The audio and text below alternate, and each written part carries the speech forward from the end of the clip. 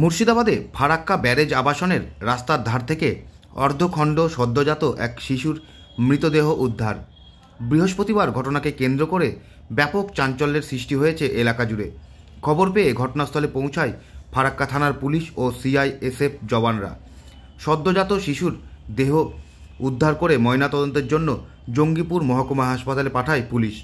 স্থানীয় বাসিন্দার সূত্রে জানা যায়, আজ সকালে ফারাক্কা ব্যারেজ এলাকার ৫ নম্বর রাস্তার কোয়ার্টার সংলগ্ন এলাকায় সদ্যজাত শিশুর ক্ষতবিক্ষত মৃতদেহ দেখতে পায়। তড়িঘড়ি খবর দেওয়া হয় ফারাক্কা থানার পুলিশকে।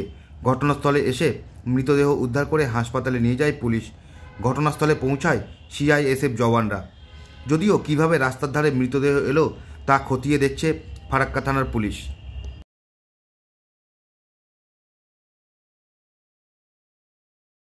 ঘরে ছিলাম, পাড়ার লোক যে আমাকে ডাকলো, যেরকম একটা কুকুর বাচ্চা, একদম সদ্যজাত বাচ্চার বডি নিয়ে রাস্তায় রয়েছে আমাদের পাড়াতে। আচ্ছা, নিয়ে আমি তাড়াতাড়ি বাইক নিয়ে এলাম। এসে ততক্ষণে পুলিশের সিআইএসএফের গাড়ি ঢুকে গেছে। তো বাচ্চাটার দেখছি একটা হাত নেই, একটা পা নেই, মানে সদ্যজাত বাচ্চা, হয়তো কালকে হয়েছে, এই হয়েছে। এটা জঘন্য কেস একটা। ফারাক্কা ব্যারেজের মতন জায়গায়, যেখানে সিআইএসএফের গাড়ি সবসময় টহল দিচ্ছে, পুলিশের গাড়ি দিচ্ছে, এত সব সাহস খেয়ে দেখালো। যদি এরকমই হতো, বাচ্চা না নেওয়াটাই উচিত ছিল।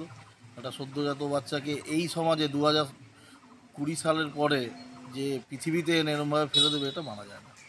করুক, এটা মানে জঘন্য থেকে জঘন্যতম। এটা 5 নম্বর রাস্তা। 5 নম্বর রাস্তা, এই রাস্তার পাশেই ছিল না, সকাল থেকে ছিল না। আমরা তো সকালবেলায় গেলাম, গঙ্গার পাড়ে গেলাম, এলাম, এই এখনই হয়েছে মোটামুটি। হ্যাঁ, না না, কুকুর টেনে নিয়ে এসে রোডের উপরে উঠেছে।